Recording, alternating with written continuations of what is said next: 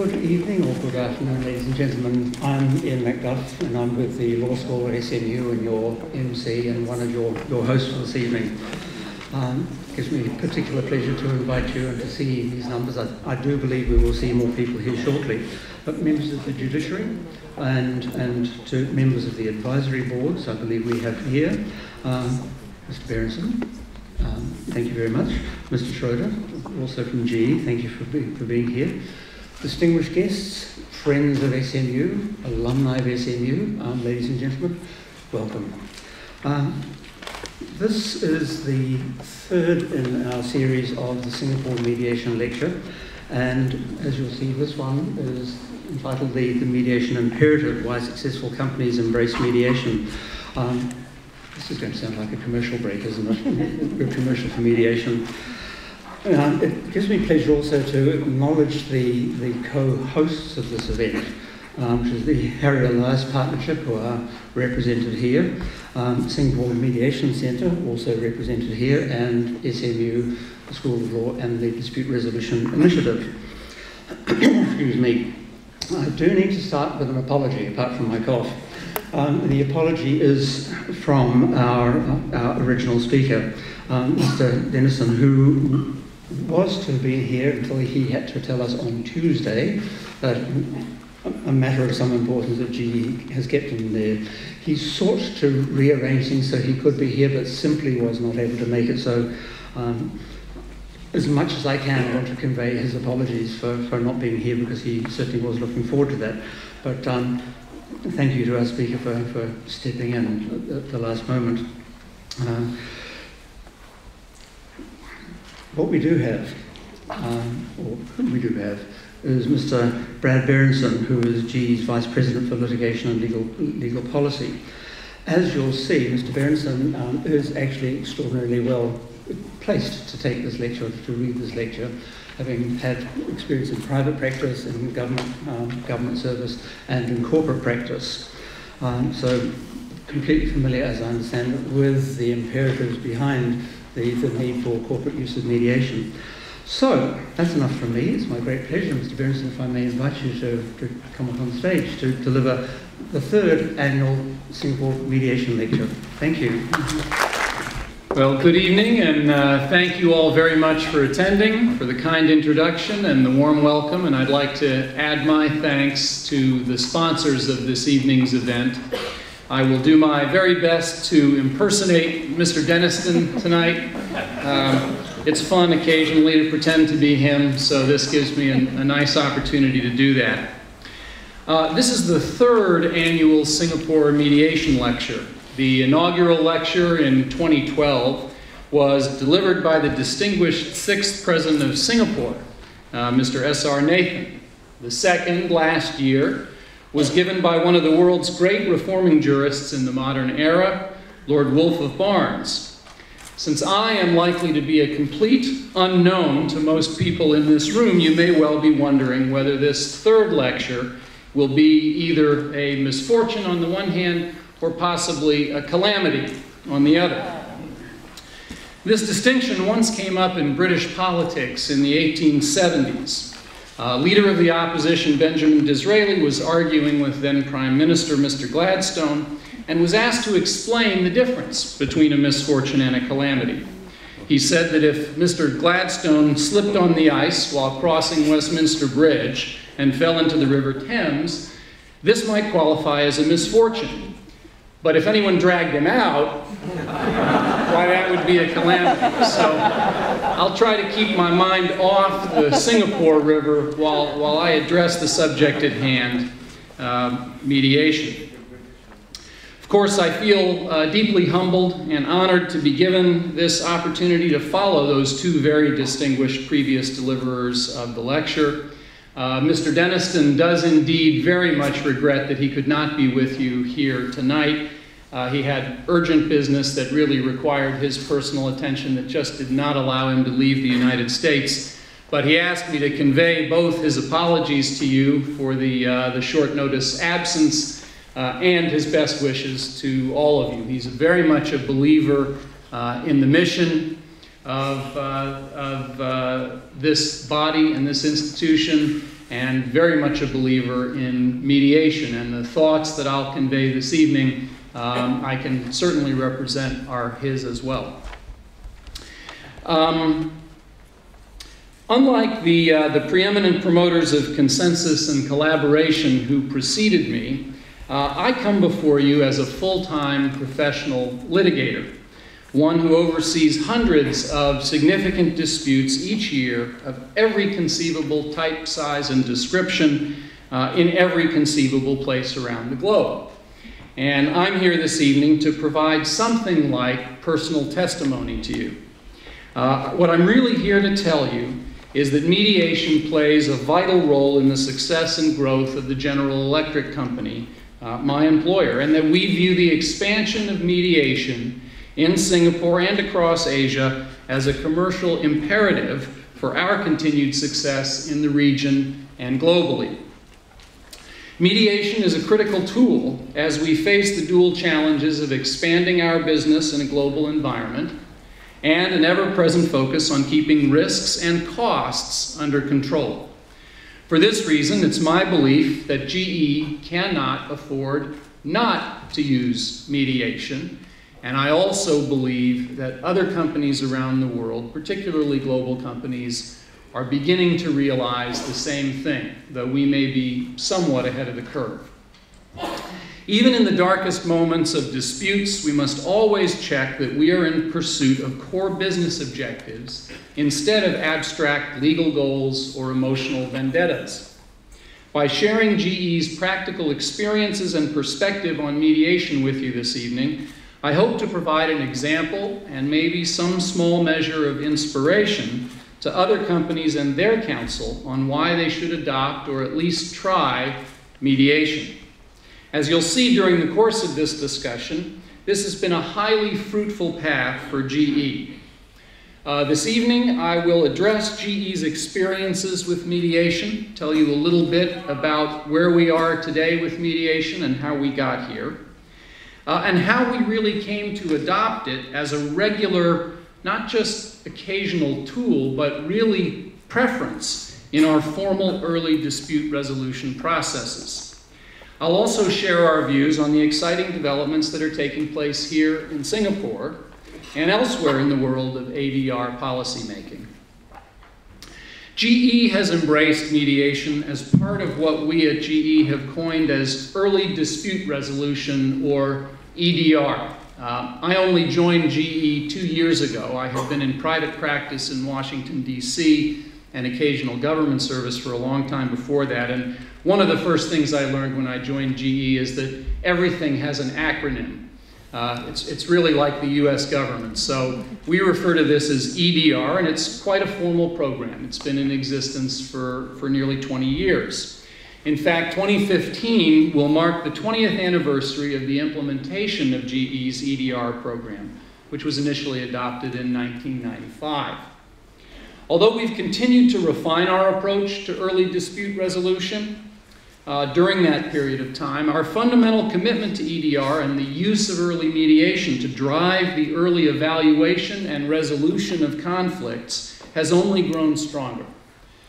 But before I talk about our EDR program and some of the growing pains that we've experienced, let me talk briefly about why GE, as a globally successful company, so strongly embraces the merits of mediation. Why GE sees mediation and early dispute resolution less as a tool for dispute resolution, one among many tools in the lawyer's toolkit, and more as a critical business approach for operating a successful commercial enterprise. As most of you probably know, General Electric is a truly global company, in existence for well over 100 years, with 305,000 employees operating in more than 170 countries around the world, divided across 8 major business lines. We are at heart a company that remains true to our founder, Thomas Edison, by achieving growth through invention and innovation, which today includes cutting-edge technology in the power and oil and gas industries, the aircraft engines that power the world's leading jets and helicopters, locomotives, healthcare, imaging and diagnostic equipment used in the world's best hospitals and medical clinics, financial and banking services, among others. In other words, GE thrives where countries, businesses, and people are, quite literally, thriving, growing, and healthy themselves. Last year, GE earned $146 billion in annual revenue, and more than half of that revenue was earned outside the United States.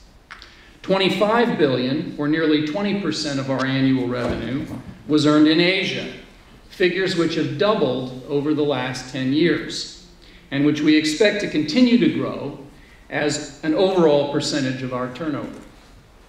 In short, we are in and a part of, and we are committed to success here in Singapore, in Asia more broadly, and everywhere else in the world in which we operate. But in every business, disputes will arise. Conflicts are an unavoidable feature of doing business, and never more so than in a global environment. That's simply a natural outgrowth of the relationships among parties that at times may have differing commercial goals or encounter unexpected difficulties. In a business as large and diverse as ours, we certainly have our fair share of disputes, and disputes and litigation left unresolved impose real risks and costs on any business. The most obvious is the direct financial cost, the fees that are paid to external lawyers, experts, and other providers of litigation support. And those of you who find that cheering and wish to applaud should probably hold your applause, because the rest of what I have to say is not quite so encouraging to you. What we spend on legal fees and other litigation expenses are profits that will never be delivered to our shareholders or reinvested in growing the business. So the direct costs of litigation are an important factor. Likewise, the accounting reserves that are established and held for long periods of time when there are probable and estimable losses arising from claims and litigation, and that are put in place to reflect the uncertain outcome of litigation, has a direct impact on the company's financial performance, often for years before a final outcome of a litigation or claim is known. But those are only the direct financial costs of litigation, and often those are not even the most significant costs that litigation imposes. Additional indirect costs arise from the uncertainty in legal rights that litigation can create. Uncertainty about the outcome of a contractual dispute, or intellectual property rights, or claims associated with a particular large project may delay the company from moving forward with its business strategy while the litigation is pending, resulting in lost opportunity costs. Litigation can also serve as a very significant distraction to employees and executives of the business, resources that are much better focused on growing the company and creating value for our customers and our shareholders. Perhaps most important is the adverse effect that disputes and litigation unquestionably have on business relationships. Relationships that in a large business organization like ours that is largely B2B rather than consumer-facing, relationships with customers, suppliers, joint venture partners, and so on, these can often result in significant and ongoing disruptions in those relationships, or even a complete termination of those relationships, which can be very costly indeed and very disruptive for the business. They can result in lost business opportunities for both parties to the disputes. In any successful commercial enterprise, business relationships are critical, and they're as easy to lose as they are costly to develop and maintain. Litigation, in general, does not build relationships. It destroys the value associated with them. It can also have a serious negative impact on a company's reputation.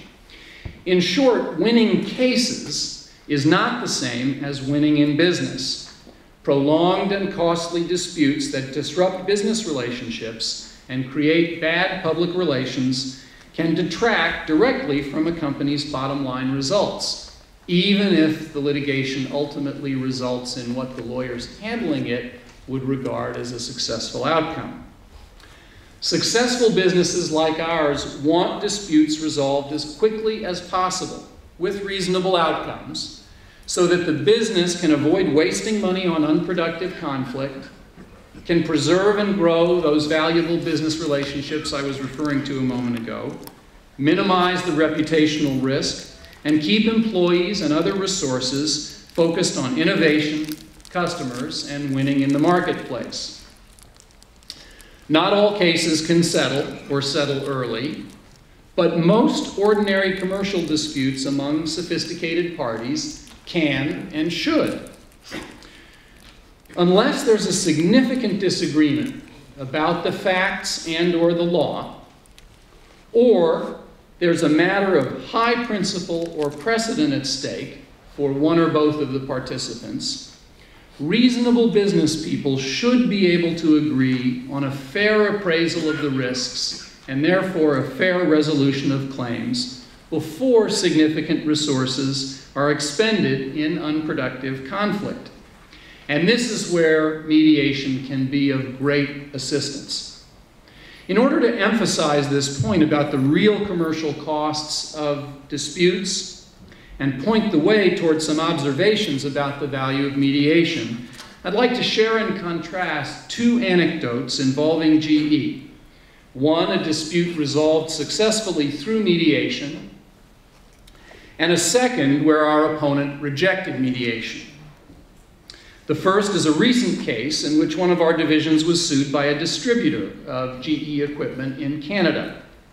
The dispute was over about $20 million, and relations between GE and the other side had become highly acrimonious as the commercial relationship between the companies and the executives involved in this deal deteriorated. While it seemed that we were headed straight to an expensive trial that threatened to terminate all relations between our companies, the parties attempted mediation, somewhat reluctantly, I might add, and were able to settle notwithstanding their strong differences. Importantly, the ultimate terms agreed to offered tangible benefits to both sides. GE not only avoided spending a considerable sum on the litigation, but we were able to restructure our business relationship with this supplier in a positive way to take advantage of an important market opportunity and recover sums that we had written off. The other side found that it could succeed and more than recover its costs by reselling equipment from GE at a revised price that was beneficial to both sides. By exploring options for mutual gain with the help of a mediator, together we achieved a truly win-win outcome. Now contrast this with the other case, which was initiated also by a former supplier of equipment to GE in Europe. This supplier filed suit against GE and several other companies in 1999, seeking extra costs on a large and complex project in Russia. The total claim against GE was $5 million in this case. GE disputed the validity of the claim, but also expressed a willingness to consider mediation and urged the claimant to come in, mediate, provide support for its financial demands. The claimant rejected the suggestion of mediation. The reason? I'll quote what the opposing counsel said when he coldly rebuffed the GE lawyer who explained how the parties might be able to overcome their differences if they involved the support of a neutral third party. "We already have a neutral third party," he said, "and it is the judge." As you can imagine, we did not settle that case and instead spent 10 years in court, costing over $400,000 for each side in litigation costs. As an aside, I should say that if the case had been in the United States, that would have been the monthly legal bill. Eventually, the other side obtained a judgment. They obtained a judgment against us. They won their case in conventional terms, but they only recovered about 1/10 of their $5 million claim. You can see once you deduct the $400,000 in litigation costs, those were not 10 years well spent. More importantly, though, while the case was pending, GE and the other companies that this supplier had sued stopped doing business with it, and the supplier ruined, literally destroyed its business in the process, eventually closing shop. All that is left of that company today are a few claims of its former creditors. This was definitely a lose-lose result. GE lost a potential partner with considerable experience in difficult projects and wasted money on litigation that could have been used to fund a settlement or do other even more productive things. The supplier lost sight of its ultimate commercial objectives and lost its business in the process. There's nothing surprising about either of these results. The ability to produce the results of the kind cited in my first example is really why GE believes so strongly in mediation. I could offer you many instances in which GE has been able to obtain early resolution of disputes through mediation that it was unable to reach through direct negotiations with the other party, as well as results like renewed or even expanded business relationships that could never have been achieved through litigation and a final judgment rendered by a court or by an arbitrator.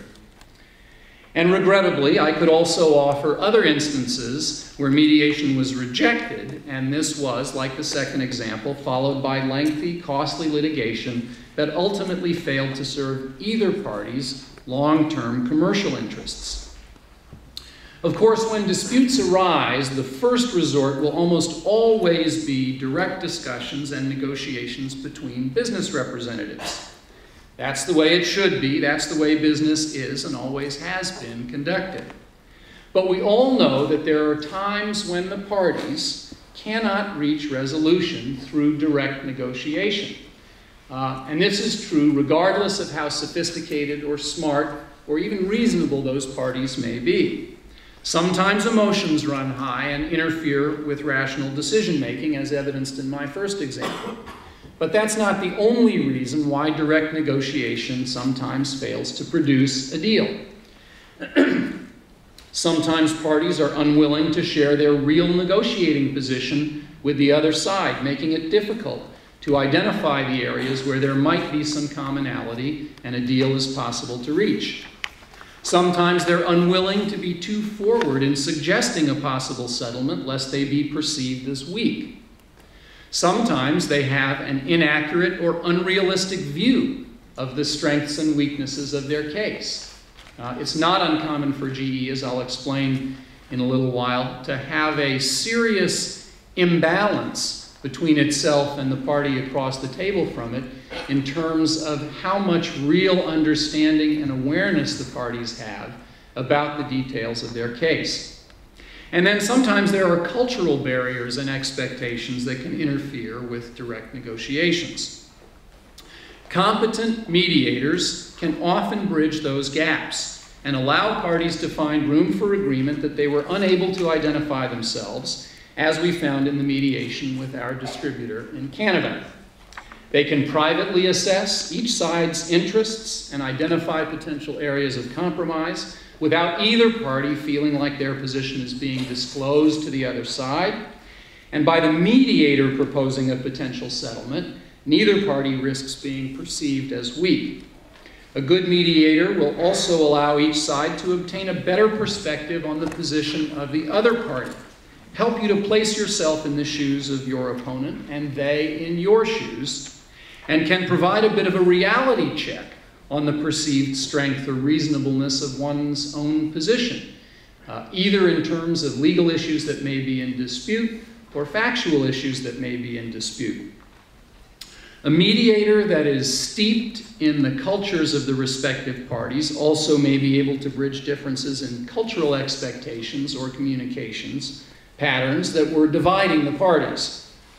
As the authors note in the well-regarded text An Asian Perspective on Mediation, the flexibility of mediation allows mediators to use different approaches to account for cultural differences, and even for the mediator to educate each side on the cultural expectations and norms of the other, and to soften the impact of any unintended slights, misconceptions, or differences in style and approach.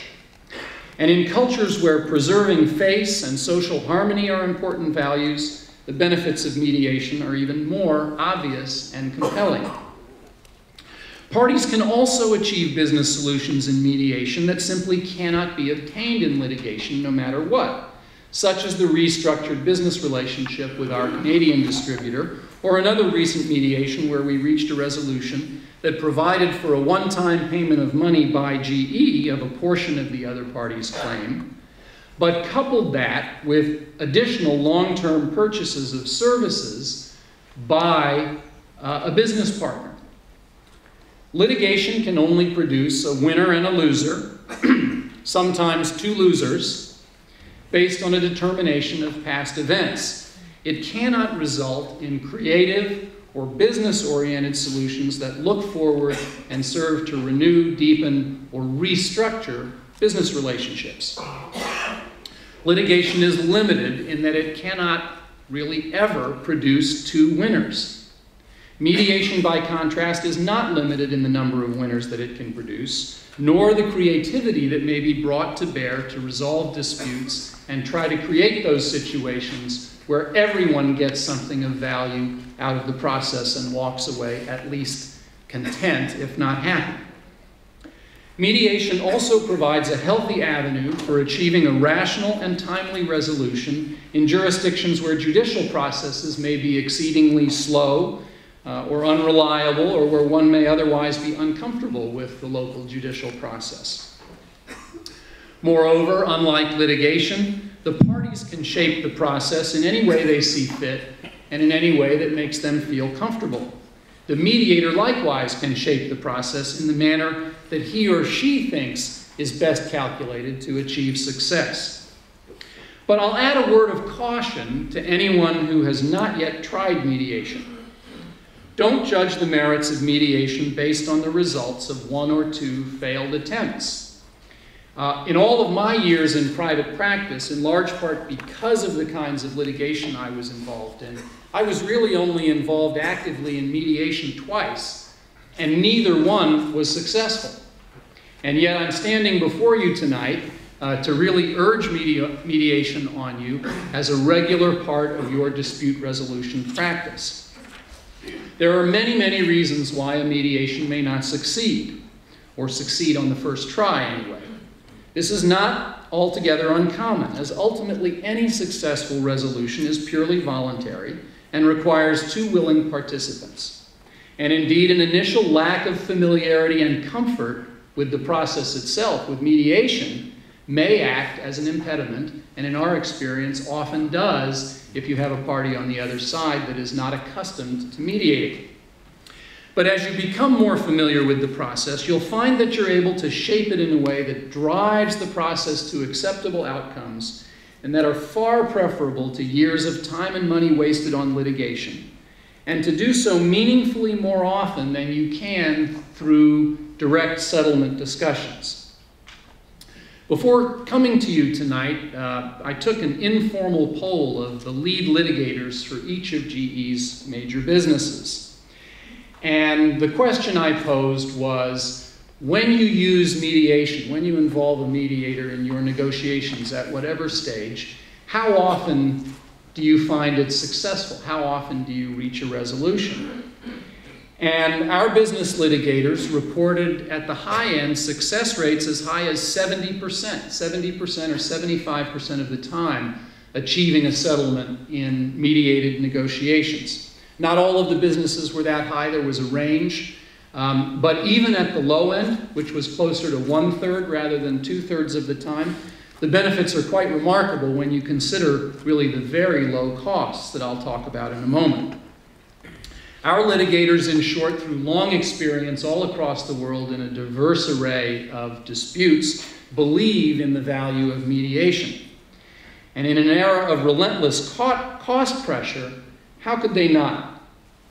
Even mediations that do not succeed or succeed immediately are often valuable exercises. They can serve to renew dialogue that has broken down, dialogue which may lead to a settlement or renewed mediation at a later time. And in the course of any mediation, both sides will inevitably learn new information about the other side's position and perspective that can inform fair litigation or dispute resolution on the merits, And that will be helpful regardless of how the case is ultimately resolved. As many of you know, the Singapore Mediation Center has been surveying participants in its mediations, both clients and counsel, since its inception in 1997. The SMC has been a pioneer in the use of surveying to assess user satisfaction with its services, a practice that we highly commend and wish were adopted more globally by other providers. Those survey results, which I understand are heavily dominated by parties in commercial disputes, like the ones I'm primarily addressing this evening, speak loudly to the benefits of mediation to those who try it. Over the course of more than a decade and thousands of responses, over 90% of participants who used the process indicated they would recommend mediation to others. More than 80% reported saving both time and money in the process. But perhaps most interestingly, more than 50% of the respondents who did not settle nonetheless reported saving time and money using mediation. So to those who remain skeptical or uncertain about the use of mediation, my question is, why would you not at least give it a try? Mediation requires only a small commitment of time, which is minimal compared to the time and resources required to litigate a dispute to conclusion. For the same reason, it is quite inexpensive. The only marginal cost is a couple of days of one mediator's time. A willingness to mediate is not a sign of weakness. To the contrary, it shows respect for your business partner, that you value the other side's views and the relationship, that you're willing to listen and to engage in a principled dialogue rooted in the facts, law, and a clear-eyed appraisal of probabilities that's designed to find a solution that meets both of your needs. It's aimed at restoring harmony rather than perpetuating conflict. And mediation poses typically little or no downside risk. It's entirely voluntary, and any resolution can be reached only with the consent of both parties. You need to divulge only that information and those arguments and positions you choose to share, either to the mediator or to the other side. In a properly conducted mediation, you really control that. Indeed, rather than viewing mediation as a risk, I would strongly suggest that not attempting mediation is often riskier. Given the challenges we face as commercial enterprises in an increasingly competitive world, a successful business can no longer afford any tool that may advance its broader commercial objectives and reduce its overall portfolio of active disputes. And for the lawyers in the room, my message is that mediation is now an important tool that should become part of your skill set, or you will soon find yourself unable to fully and thoughtfully serve your client's true interests and needs in the most effective way possible, which is, after all, why you're all in business. Of course, GE did not attain its appreciation for the advantages of mediation immediately. GE really began to redefine its view of litigation and dispute resolution in the mid-1990s in response to the explosion of litigation that had been taking place over the prior 20 years in the United States, which is where most of our litigation was focused at that time, unlike today. Prior to then, GE did not pursue mediation in any systematic way. Settlements tended to be achieved only after significant time and litigation preparation had already occurred, the proverbial settlements on the courthouse steps. But in the United States, the direct costs of litigation, the fees paid to the law firms, the experts, the discovery providers, and other support firms, just became too painful to ignore. As litigation began to spiral upward in the United States, GE began to seek relief from that pain. However, GE also began to realize that prolonged litigation and disputes carried the other commercial risks and costs that I described earlier. The GE legal team in particular came to appreciate that winning lawsuits was not always the same as delivering the best overall value to our internal clients and, most importantly, ultimately, to our shareholders. We found that a more systematic approach to dispute resolution was required. An approach that focused on resolving disputes more quickly and at the earliest possible time that could achieve a reasonable outcome, thereby minimizing not only our outside legal spend, but more importantly, the damage to our business relationships, the distraction of our key personnel and resources, and the commercial uncertainty that litigation entails. So in response to this growing understanding of the real costs of litigation, GE adopted what we refer to as our Early Dispute Resolution Program, or our EDR program. GE's EDR program entails a systematic analysis of every material dispute at the very earliest stage of its development, and then a process that the team anticipates will drive an acceptable resolution at the earliest possible time. This is conscious strategy, and often this entails the use of mediation. At GE, early dispute resolution starts with what we call an early case assessment, or, of course, you can all say it with me, an ECR. ECA, rather, sorry. GE policy formally requires that an ECA be prepared for every significant litigation matter within 90 days of filing. But in practice, some type of early case assessment is typically performed by the legal team on any major dispute, even before a case is filed.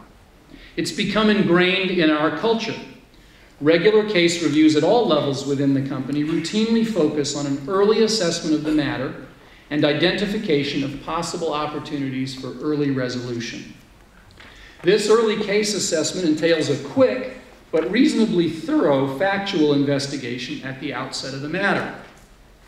You may be surprised to learn that it actually involves detailed interviews by counsel, often inside counsel, of key witnesses and the review of key contracts, documents, and communications. The early case assessment will also analyze key legal questions and assess likely outcomes and risks in the jurisdiction in which the matter is pending or is likely to be filed. This ECA process encourages the legal team to carefully assess not only the legal risks, but also the commercial risks that the dispute poses. Key business relationships at risk, potential reputational risks that could have repercussions with other business partners, expected expenditures of time by employees and other important business resources, commercial opportunities that might be lost while the dispute remains unresolved, and to consider creative approaches or solutions that might be used to achieve an early resolution of the dispute. We take plenty of cases to trial each year, don't get me wrong, and I'm happy to report that we win more than our fair share. But this process helps to ensure that we're focusing our litigation resources on the right cases, and that we always keep the company's broader commercial goals at the front of our minds. The business world moves quickly, and quick results that achieve the primary objectives of the business are generally valued far more by our business clients than even a promise of better results that would take far longer and might compromise fundamental business goals in the process. The CEOs of our business are not in business, for the most part, to win cases in court. They're there for other reasons entirely. Understanding the business considerations at stake requires our lawyers to partner with our business clients in performing that ECA, or early case assessment. Disputes and lawsuits are not simply problems that are thrown over the wall to the legal team. Legal problems are fundamentally business problems, and the ECA process thereby serves the additional purpose of driving early alignment between our legal strategy and the client's business objectives. The fundamental objective of the early case assessment is to facilitate informed decision-making and to identify potential opportunities to resolve disputes as soon as possible. Quite often we find that mediation is the best means for determining whether an early resolution is feasible. Performing the ECA also puts us in the best position to mediate.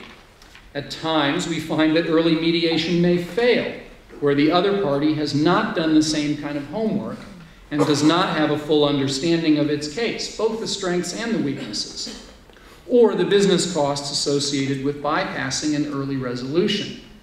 Mediation, if it does nothing else, can often help to educate them and bring them along to a place where, sooner or later, they will begin to see the case more like we see it. So for us, the early case assessment and mediation really go hand in hand. They're complementary, mutually reinforcing processes. Now, mediation and early dispute resolution are not appropriate in every case. As I noted before, some disputes must be fought to conclusion. But those instances are actually rare. In the vast majority of cases, the real issue is how to achieve the most appropriate commercial outcome in that particular business transaction or with that particular opponent. And in those circumstances, for the many reasons already discussed, it has been our experience, demonstrated time and again over the past 2 decades, that mediation serves as an invaluable tool for achieving the best overall outcome. Despite the many benefits of mediation, we find that it all too often remains a means of resolving conflict that is not accepted by the other side, often resulting in the lose-lose situation of the sort I described with our equipment supplier in the Russia project. So overcoming resistance or skepticism or wariness on the part of the other party is an important challenge and an important objective for us to have in mind as we try to deploy mediation. When he spoke here last year, Lord Woolf lamented that mediation has not achieved global growth as quickly as he had hoped. But litigation remains a global growth industry, and the relatively slow uptake of mediation probably derives as much from its unfamiliarity in many parts of the world as from any other factor. It is certainly gaining ground rapidly in the United States, and I suspect other jurisdictions will follow, aided by organizations like this one.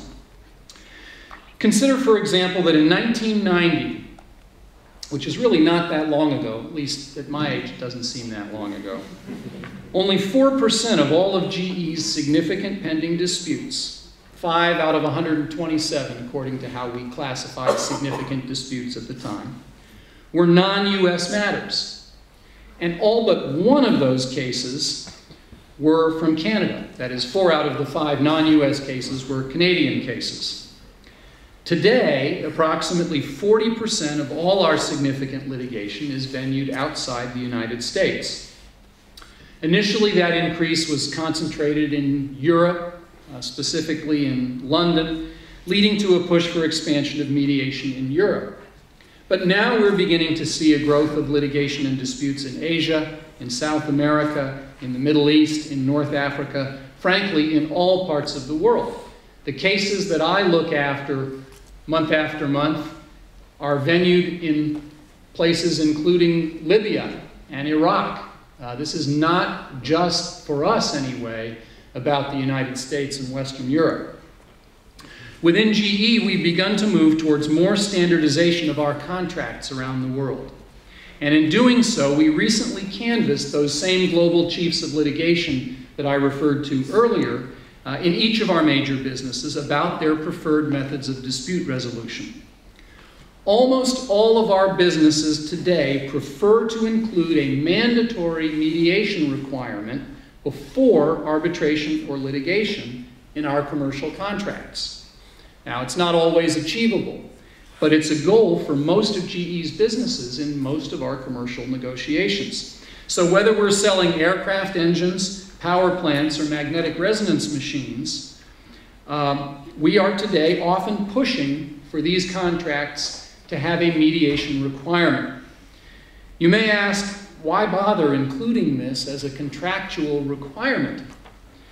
While it is true that you do not need a pre-existing requirement in order to attempt mediation, my colleagues in the various GE businesses have discovered, independently of each other for the most part, that in most countries it's difficult to get to mediation without this. In other words, this is a tool for overcoming some of that resistance or wariness that I spoke about a moment ago.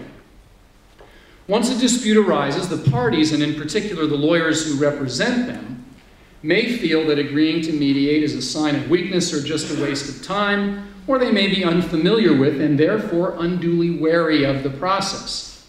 But a contractual requirement to mediate will usually overcome this reluctance. The trend within GE to ensure that mediation is actually used in our disputes is consistent with a global trend we're seeing in many countries. While mediation may not be increasing at the rate that Lord Wolfe had hoped, it's definitely increasing, and we expect this trend to continue. In Europe, for example, we've seen over the past decade a mediation directive come into existence, and mediation has been suggested as a means of collective redress, so that multiple claims and claimants can be joined together to obtain compensation for similar injuries via this cooperative mechanism, without resorting to the very American concept of class actions, which we have seen may be subject to abuse. For its part, GE has participated through the International Mediation Institute, IMI, in numerous initiatives to promote mediation. One of the most recent and most interesting, which is really still developing and ongoing, it's at a very early stage, is the proposal advanced this past summer within the United Nations Commission on Trade Law for an international convention on the cross-border enforcement of mediated settlement agreements. This proposal is now being explored by UNCITRAL. We're excited about this, and it reflects the energies being devoted to making mediation a preferred feature of dispute resolution. We believe that if the proposed convention comes into existence, mediation and settlements will benefit in the same way that arbitration benefited from the UN Convention on the Recognition and Enforcement of Foreign Arbitral Awards, the so-called New York Convention, when it came into existence over 50 years ago.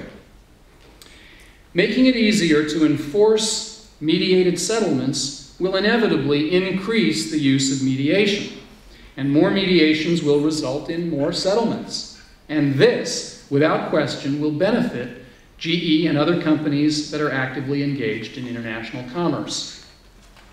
All of this brings me now to the recommendations published last December by the International Commercial Mediation Working Group that was set up by Chief Justice Menon. The Chief Justice had the vision to charge the working group with proposing ways to develop Singapore into a world center for international commercial mediation, to address the needs of the increasing number and complexity of cross-border disputes. This coincides with Singapore's existing and well-deserved reputation among companies like mine as a place to resolve disputes that is paradoxically both highly predictable and cutting edge at the same time. Two of its recommendations in particular present opportunities to translate the Chief Justice's vision into quick action.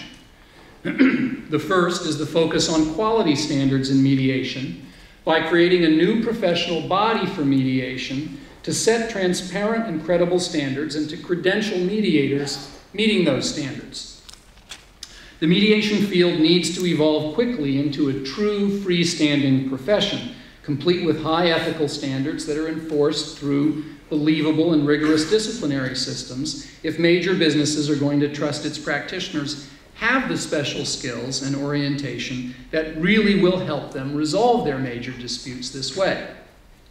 Quality and transparency are vital, but are currently too variable in international dispute resolution and mediation.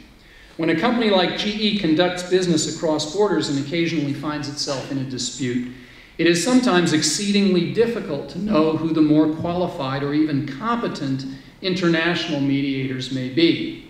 And if this is difficult for a company the size of GE, with all of its resources, we can only imagine the difficulties that smaller businesses may have in finding the right mediator for a dispute. So I applaud the working group's recommendation, which I understand will result in the launch of the Singapore International Mediation Institute, or SIMI, in early November. And I'm especially proud of the fact that GE has at least indirectly made its own contribution toward this initiative.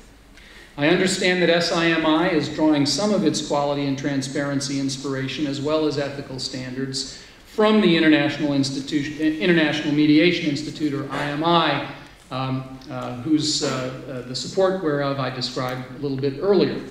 GE was one of the founding members of IMI, in fact, and the GE Foundation has provided significant financial contributions to IMI. So we are putting our money where our mouth is where mediation is concerned.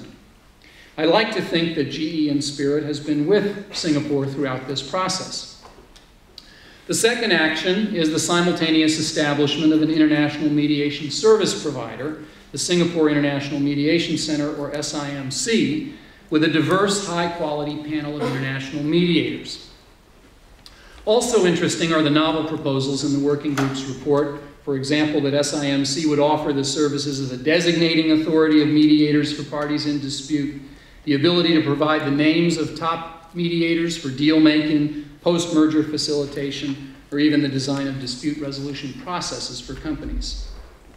Today, it is accepted in the world of business that for arbitration, Singapore is a premier location due to the efforts of both the judiciary and the Singapore International Arbitration Center. From a user perspective, I want to emphasize how refreshing it is to see similar drive and enthusiasm now being invested into quality mediation alongside excellence in arbitration. Among the many remarks Lord Wolfe made in last year's lecture, one for me really stood out. He was referring to international arbitration in general. I quote with his permission his very words because certainly I couldn't express the point better. He said, "I have over the years found among the arbitration industry a remarkable reluctance about promoting mediation and its deployment. I find the reasons advanced for this worryingly unsatisfactory. If this is due in any way to supposed self-interest, this is mistaken. Parties to commercial litigation are increasingly becoming jaundiced as to the rising costs of commercial litigation. If increased use of mediation reduces the average cost of arbitration, this would increase the popularity of both." SIMI and SIMC will together not only increase the confidence of users in mediation, and therefore the popularity of mediation, but will also increase the popularity of Singaporean arbitration, whose reputation in global companies like GE is sterling.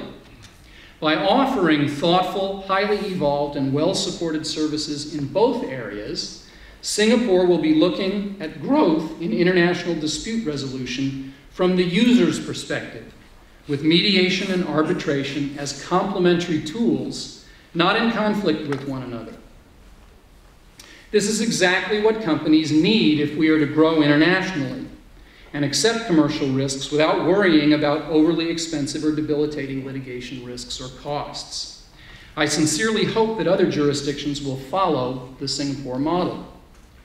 In closing, let me say that GE is, and I personally am, proud to be a small part of the vision and action that Singapore exhibits in this vital area and the leadership that it's currently showing in this area. And we hope that other countries in Southeast Asia and much further afield will judge that the time has come to follow suit. Thank you very much for your time and attention this afternoon, and I look forward to continuing the discussion with you all.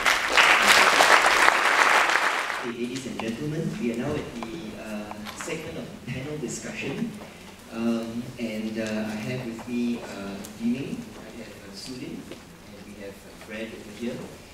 Perhaps we'll just dive right into the session now, and we'll kick off with a question for Yiming. We've heard at length now Brad talk about the user perspective and how there is this great push for mediation. Maybe you could share with us from Law Society's perspective, how are Singapore lawyers maybe getting ready for this new wave of mediation? Thanks very much, Francis. Can I try to negotiate out of this and let Sudin have a go at answering?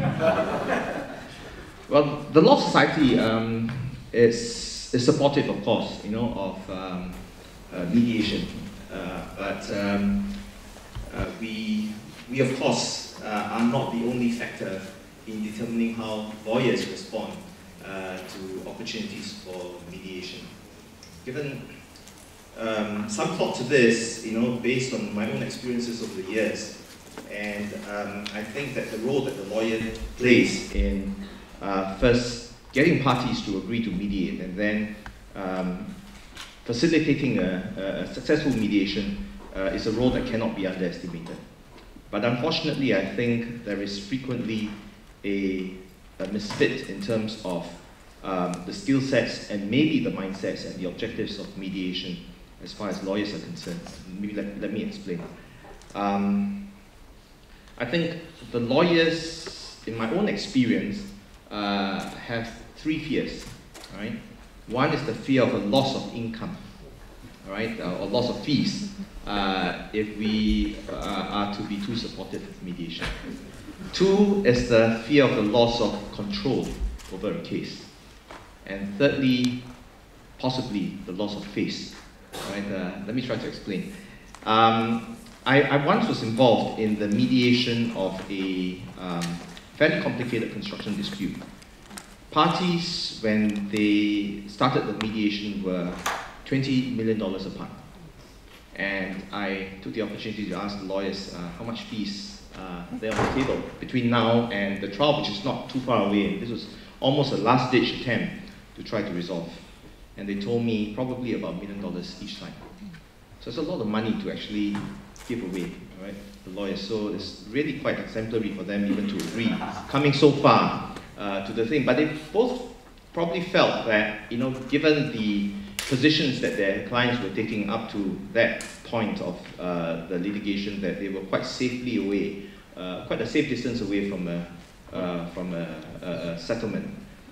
Unfortunately for them, the settlement was struck very late in the day, but so there was a loss of $1 million on each side of potential legal fees. And you can't really, even with the best of intentions and with the best of all that we say about how good and how effective mediation is, you can't help but feel slightly for the lawyers, right? I can't. Okay. And so sometimes I think that, you know, we may have to think of some ways, all right, to encourage lawyers to put in a little bit more speed onto litigation, onto mediation. And when the objectives of the lawyer and the objectives of the clients completely match in mediation, I think they will put their full weight behind it. My own favorite maybe a response or a solution to this is to consider some sort of a contingency fee arrangement, right, for lawyers only for the mediation part of it. So if you have a similar situation when you have $10 or $15 million, for instance, you know, at stake, and if the lawyer thinks that, well, if I settle this in one day, I'm going to walk away with $1,000, all right, or $5,000 for legal fees instead of $1 million, maybe some sort of an in-between uplift in fees, you know, where it is worthwhile for the lawyers to pay a little bit more, and for the lawyers to say that, well, okay, I mean, you know, if I really tell my clients that, look, you've got $20 million, you know, on this potential $20 million exposure. If I get you a settlement that is less than, say, $10 million, and this is my fee, and this is my uplift, and the client says, well, that's fine. I mean, it's going to save me a lot of money, it's going to save me a lot of time. You know, it's possibly a way to go, but I think we are quite far away from that. The second one is the loss of control. And this is a big problem. Potentially a bigger problem for some lawyers than the potential loss of fees. Because one of the things that lawyers hate to lose is lose control of the proceedings and of their clients, especially at an early stage. Nowadays we're trying to introduce EDR in court, right? Our own PDC mediation at an earlier stage. I'm quite sure there are many lawyers in the crowd here tonight, but and we have our own experiences about mediation. But I think we can all identify with how some lawyers approach mediation. And you know, when a mediator invites parties, you know, in the counsel to maybe make a brief statement, you know, there's some lawyers who makes that brief statement as if he or she is addressing the registrar in an Order 14 application, right? And then he starts off by saying that, you know, the conduct in this case, you know, I really wouldn't want to go into details, Your Honor, but the conduct in this case is distasteful, is disgraceful, you know, and it's disrespectful. And you know, when you have something like this, and you're the opposing counsel, how are you supposed to respond? All right, so you're going to toughen up as well, and that moves the whole process away, all right, from a posture towards successful mediation. The fear also is that when you have an independent third party, and in the early days we have some judges, all right, in the subordinate court as it then was, who then come onto a matter, and the lawyer is fearful that you know, I've been telling this client that you've got a great case, all right? You've got a great case. You've got to stick with me, and I'm going to get you out alive of this, more than just alive. I'm going to beat the guy dead. But you know, here we have sometimes the mediator telling us that, okay, you know, I'd like to have a little bit of time, you know, with your party or with your clients. There's a fear that I'm going to lose control over the clients. I'm going to lose control of the case, and so that is also a problem with some of the lawyers.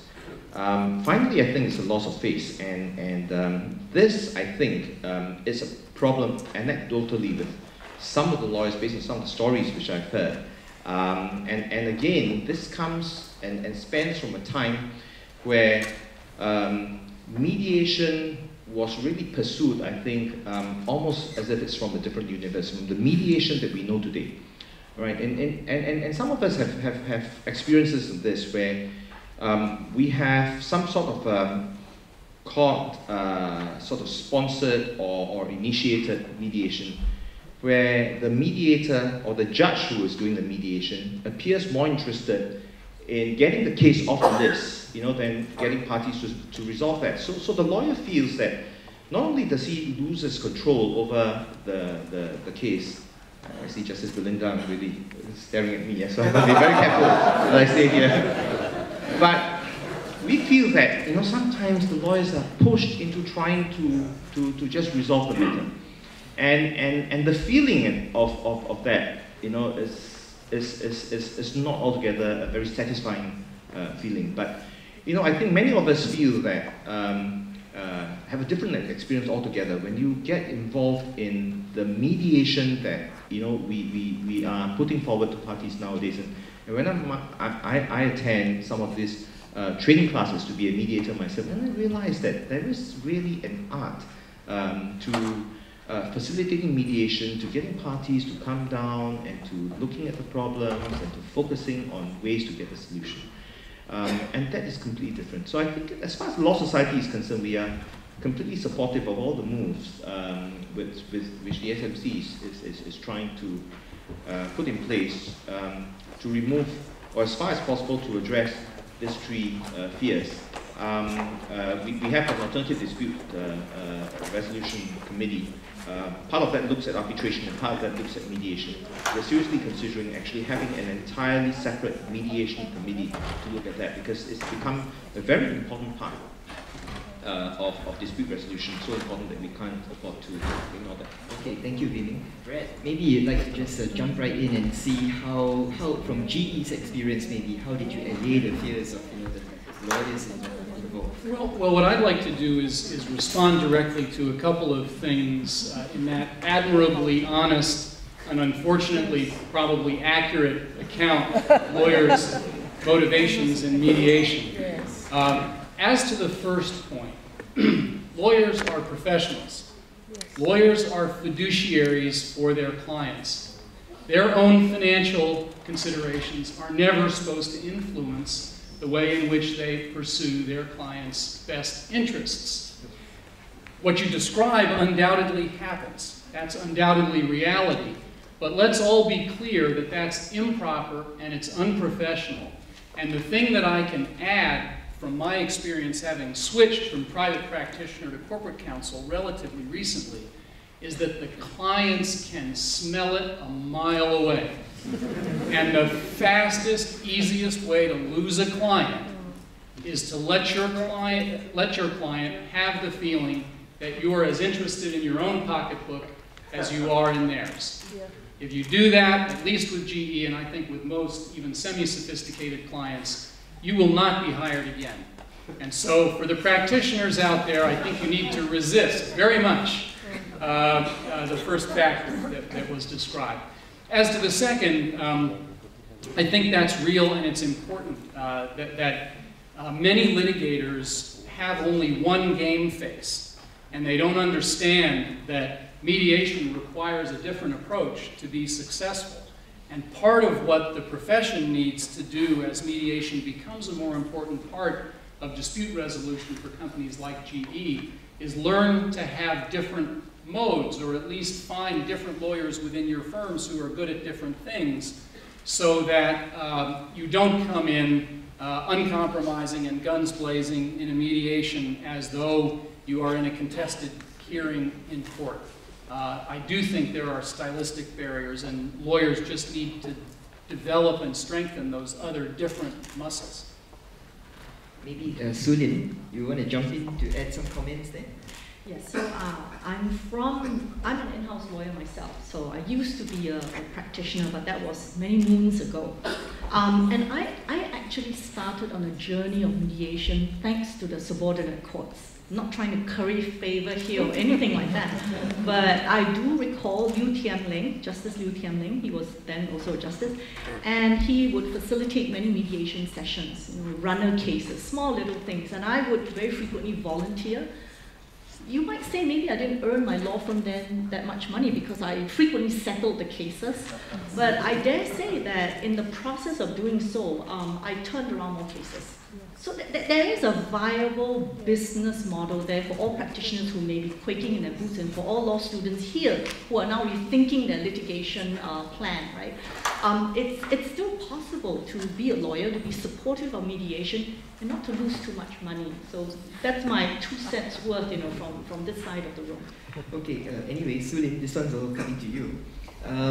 From a Singapore in-house counsel perspective, how do you see mediation having perhaps taken root, and what's the experience from the user perspective?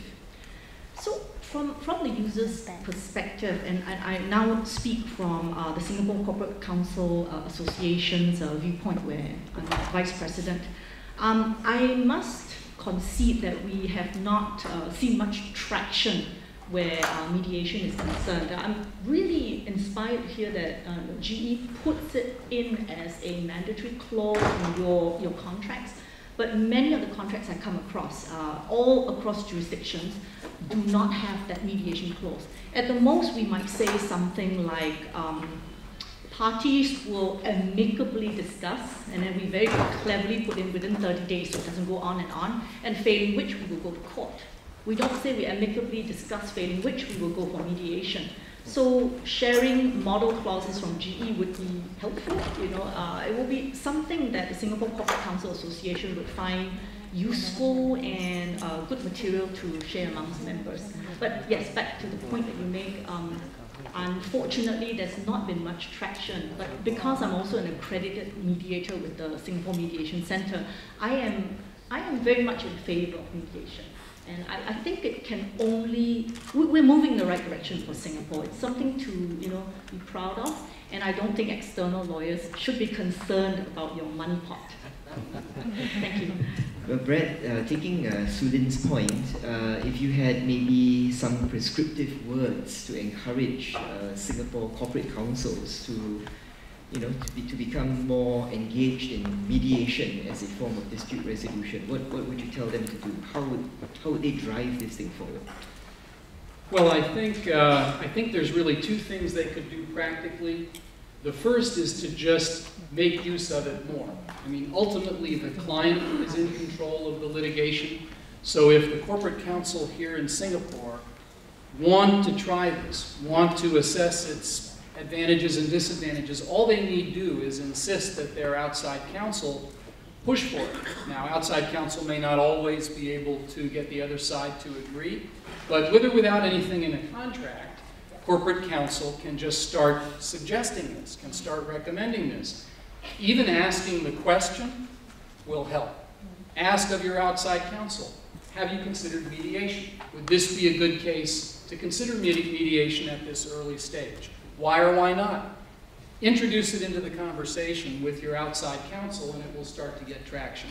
The second thing, a little more concrete and a little more dramatic, would be to start doing what GE does and push to include it in commercial contracts. We'd be glad to share some model clauses. We don't claim to have found the Rosetta Stone here that's perfect for all circumstances, but I think Mike McElrath, the chief litigator for our oil and gas business, is coming back in November, and he'll come bearing gifts, maybe some model clauses to share. I was hoping it would come bearing gifts in the form of files, instructions.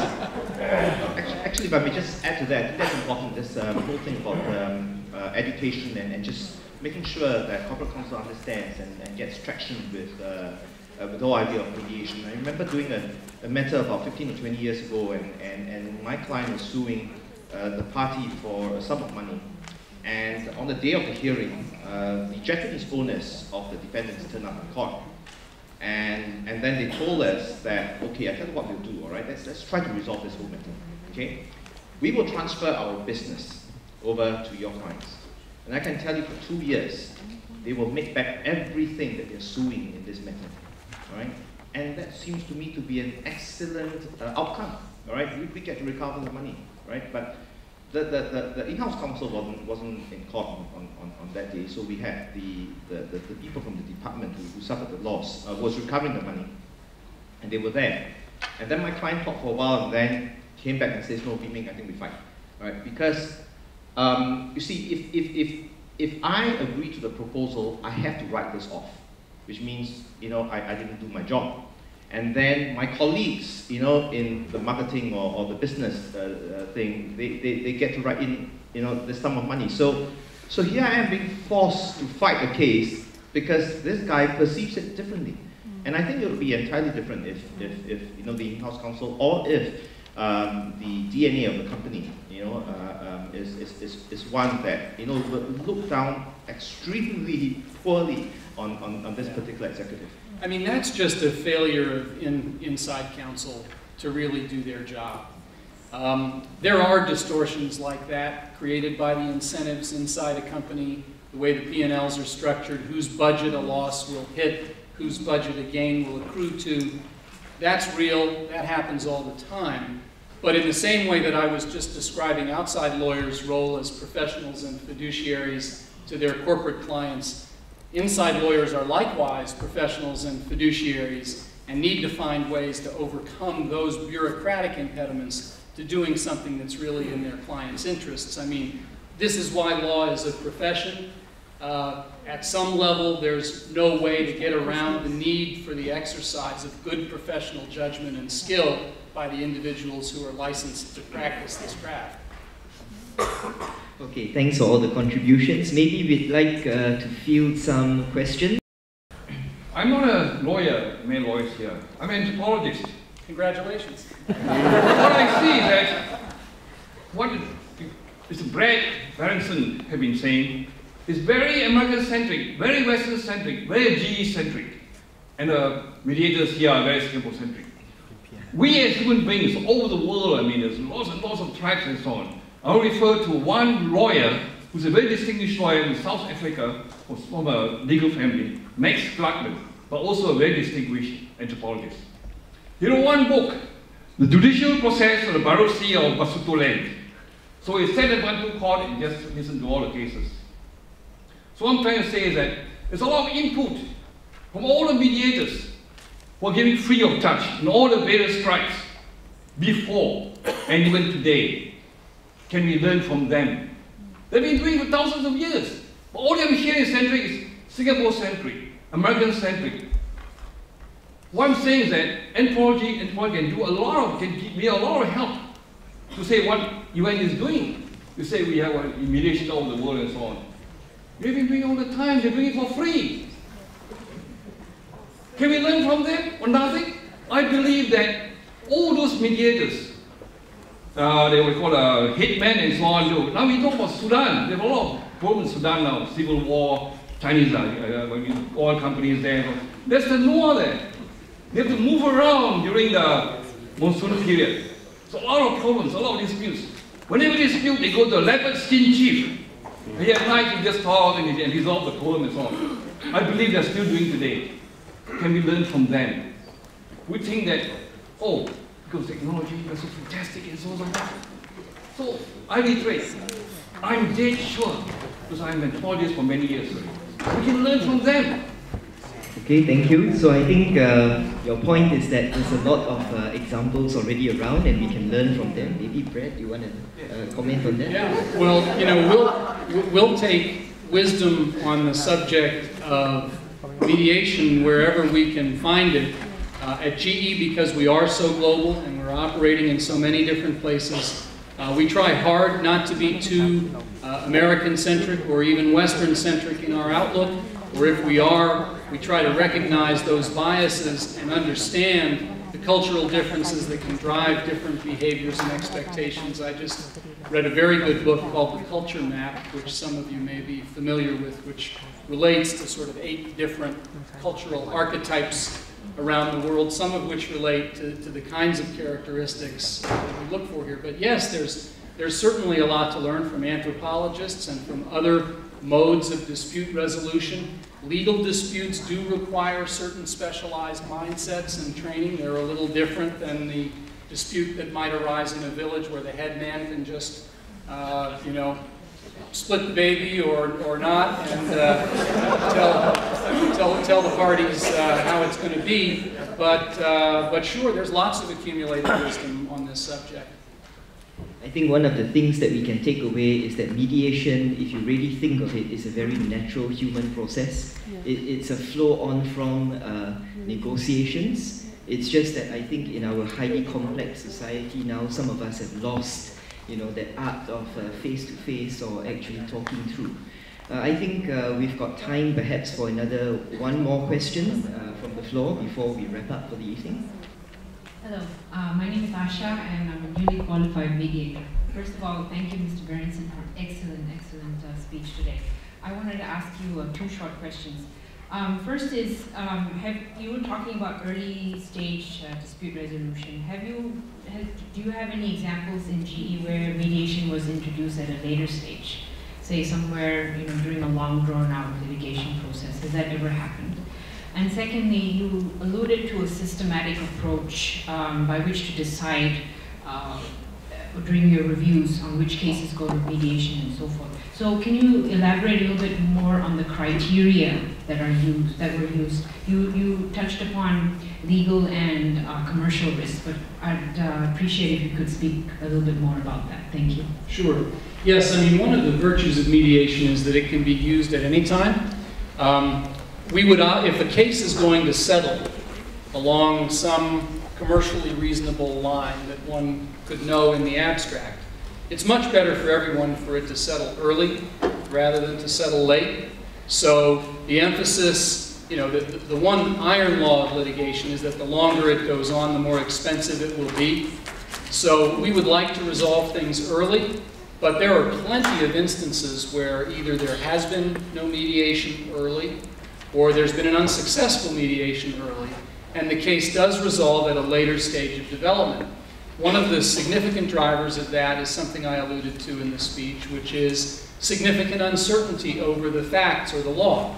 Around the world, different legal regimes obviously have different rights to discovery, but if the parties do not have a common view, or something at least close to a common view of what happened, then it's much harder to find a solution that will be acceptable to both.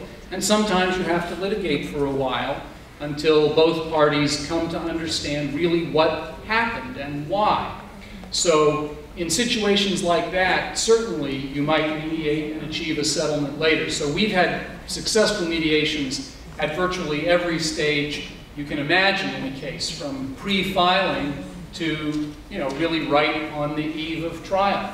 I'm involved in a case right now where we just had all the claims against us dismissed after years and years of costly, brutal litigation. Our adversary is threatening to appeal and has certain other claims he might bring, and we're considering initiating litigation now, mediation now, in that situation where most people would look at it and say, well, you won. Why are you mediating? What is there to do? So yes, every stage. And in deciding which cases are worth fighting and which are worth settling, there are certain cases where there's a high principle involved, or where there's a precedent, legal or otherwise, that is of enduring institutional importance to the company that means it's impossible to resolve. There are cases in which you need to know more about the facts or the law. There are cases, in some of those situations, what you need to do is go through some early rounds of motions and get some rulings on open legal issues so the parties can then have the benefit of a more certain legal landscape. And then, the other factors I was describing that would push one toward resolution, the costs, the risks, the distraction, the commercial relationships at stake. There are situations where we have dropped valid claims for a lot of money because they were putting a commercial relationship in jeopardy. There are times when we will just make a business decision not to pursue remedies in a case where we really think we have a strong case because there's a larger business relationship at stake that in the long run is worth far more to us than the dispute at hand. So all of that goes into the mix. There's no formula. We don't have a matrix. These are just contextual judgments made based on the facts and circumstances in each case.